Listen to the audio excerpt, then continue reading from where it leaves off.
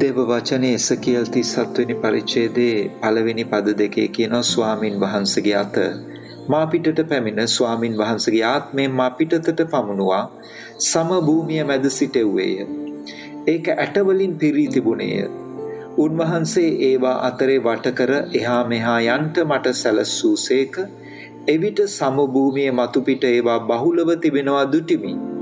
ඒවා හොඳටම වියලී තිබුණේය. මගේ සහෝදර සහෝදරී එසකියල් 37 වෙනි පරිච්ඡේදයේ අපිට ප්‍රධාන වශයෙන් කතා කරනවා මැරිලා ඉන්න නැත්තම් ජීවයක් නැතුව ඉන්න ඊශ්‍රායල් සෙනගගේ ජීවිතවලට දෙවියන් වහන්සේ කොහොමද ජීවය එකතු කරේ කියලා.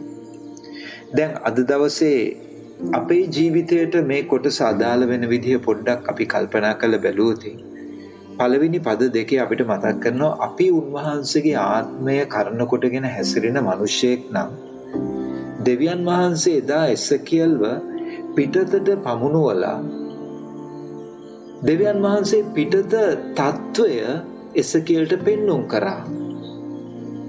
අද දවසේ තුන්වහන්සේ අපිට පෙන්වන්න යනවා අප වටා නැත්තම් අපි ජීවත් වෙන වටපිටාවේ తত্ত্বය මොකක්ද? මිනිස්සු ජීවත් වෙනවා හැබැයි ඒ මිනිස්යන් තුල ජීවනය නැහැ. හේතුව ජීවනය තියෙන්නේ යේසුස් ක්‍රිස්තුස් වහන්සේ තුල පමණයි මගේ සහෝදර සහෝදරී. යේසුස් වහන්සේ අදාහ ගන්න කෙනාට විතරයි මේ ජීවනය කියන එක ලැබෙන්නේ.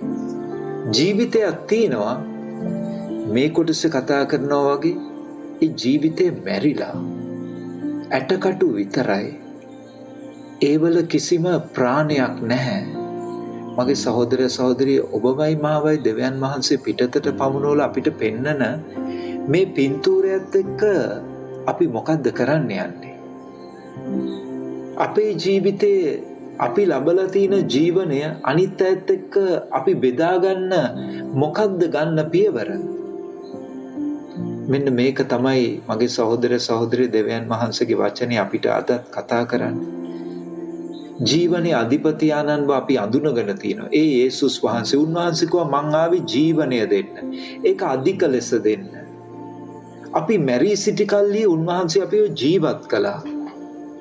එහෙනම් අදත් අපිට මතක් කරනවා මේ මැරිලා ඉන්න සෙනගක් අතරේ නැත්තම් ජීවනයක් නැතුව ඉන්න සෙනගක් අතරේ ඔබවයි මාවයි තියලා තින්නේ අප තුල තියෙන ජීවනය ඕන් එක්ක බෙදා ගන්න.